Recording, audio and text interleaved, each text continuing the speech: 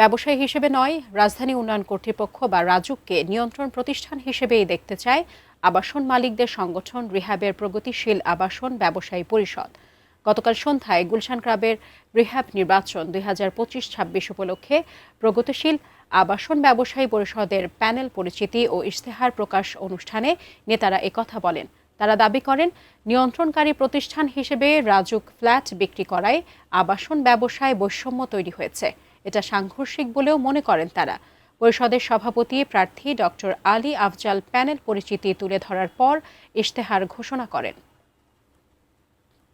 আমরাও বিল্ডিং করে স্কোয়ার ফিটে সেল করি, রাজুকও বিল্ডিং করে স্কোয়ার ফিটে সেল করে, এটা কি বিজনেস না?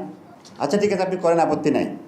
তাহলে আমার বক্তব্য হচ্ছে যে আমরা যেমন বেতন দিয়ে স্যালারি দিয়ে স্টাফ রাখি, তাহলে আপনার রাজুকের ফুল সেট আপের বেতনটা ওখান থেকে নিতে হবে, তারপর আপনি দামটা ফিক্স করেন, তাহলে সেটা লেভেল প্লেয়িং ফিল্ড হবে। এই যে লেভেল প্লেয়িং ফিল্ড যদি না থাকে তাহলে তো আপনি সিস্টেমটি লস করবে, নষ্ট হয়ে যাবে, পরিবেশটা নষ্ট হয়ে যাবে।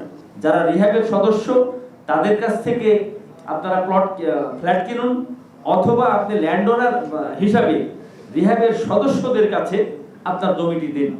তাহলে সাধারণ মানুষ প্রতারিত হবে না, ল্যান্ড ওনার হিসাবে আপনিও প্রতারিত হবেন না।